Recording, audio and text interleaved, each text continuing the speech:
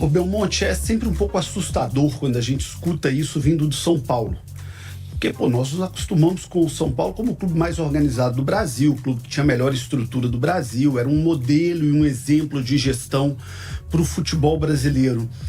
Como é que está sendo para o São Paulo se adaptar a essa nova realidade? Como é que está sendo esse papo reto com o torcedor que se acostumou com o São Paulo ultra, mega, maxi campeão, mas que na prática hoje tem muita dificuldade financeira para brigar com o Flamengo, com o Palmeiras, com SAFs como do Atlético, Botafogo e por aí vai?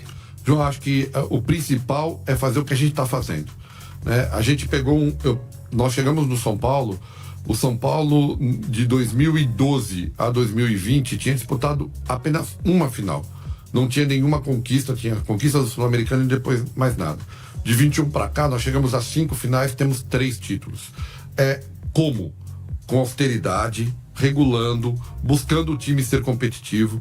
E o torcedor já entendeu isso, tanto que nossa média de público no estádio está na casa de 43, 44 mil pessoas. Porque o torcedor também abraçou essa ideia, porque não tem outro caminho. O caminho é de se recuperar financeiramente, é de trabalhar com isso para que no momento que você tiver mais fôlego, poder voltar a investir de forma mais forte. Mas não tem mágica, né? O que tem é, pouco a pouco, você conseguir isso. E a gente já vem conseguindo. Quer dizer, as conquistas hoje são importantes, entra bastante dinheiro em caixa por conquista. Nós precisamos vender atletas. O ativo nosso é valorizado quando, por exemplo, o Beraldo, eu tive uma proposta de 10 milhões antes da conquista da Copa do Brasil.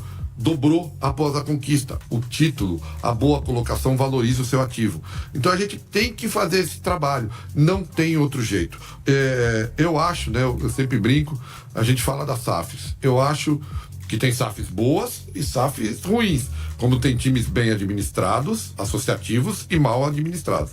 Eu acho que o caminho da SAF, eu sempre falo isso, que a gente não ia ser o primeiro, mas também não vai ser o último.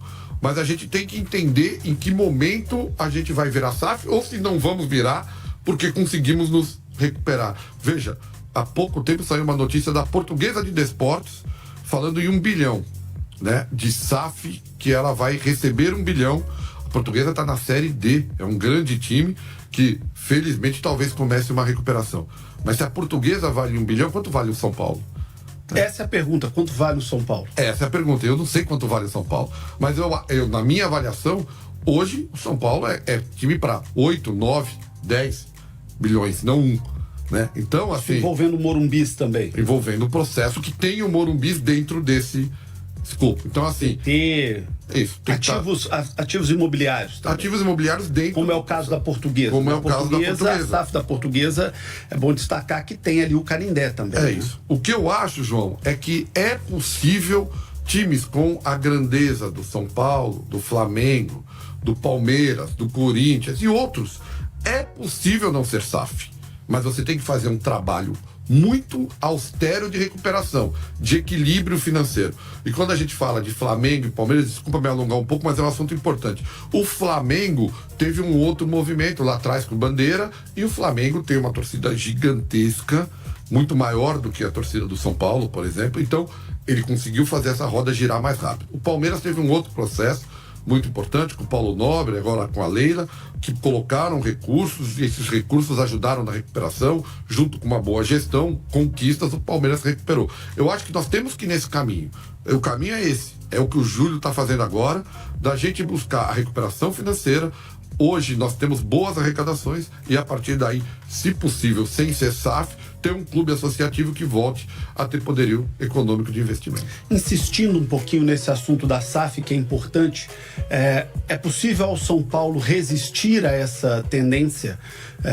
Porque a disparidade econômica está ficando muito grande. Tem o caso do Palmeiras, tem o caso do Flamengo, que não são SAFs e que tem muito dinheiro.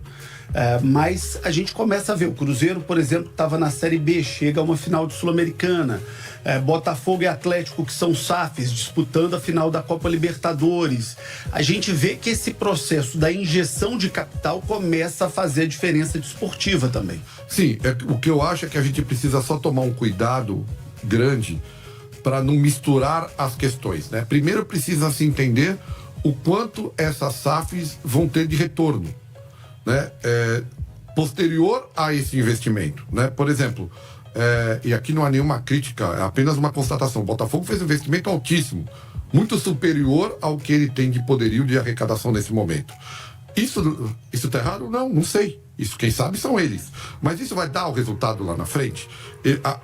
Quem investiu vai ter o retorno? Então a gente precisa ainda entender. Por isso que eu falo, não dá para estar no começo, não dá para ser o último. A gente tem que avaliar de acordo com como a gente avançar. Mas por tudo que estou entendendo da sua fala, esse é um assunto hoje discutido da porta para dentro do São Paulo. Não há dúvida. Esse assunto tem que ser discutido da porta para dentro. Não dá para a gente simplesmente ignorar como se isso não tivesse acontecido. A gente tem que discutir e entender se em algum momento esse tem que ser o caminho de São Paulo. E quando a gente fala de SAF, né, parece ser uma coisa só, né? E na verdade há vários modelos. E de repente pode não ser no modelo do Botafogo, pode ser em outro modelo, pode ser um modelo que o seu ativo esteja dentro, pode ser um modelo que o seu ativo não esteja dentro, né? Ou seja, então a gente tem que entender um pouco. Mas o principal, independente da SAF, é fazer um trabalho de recuperação financeira. A partir desse trabalho, até porque o trabalho de recuperação financeira faz com que você tenha um valor maior. Se sua dívida for alta e você estiver estrangulado por ela, isso em qualquer negócio, você obviamente tem que vender por um preço menor. Se você tiver a sua dívida controlada, regulada, a sua valoração de mercado é maior. Então a gente tem que trabalhar muito isso.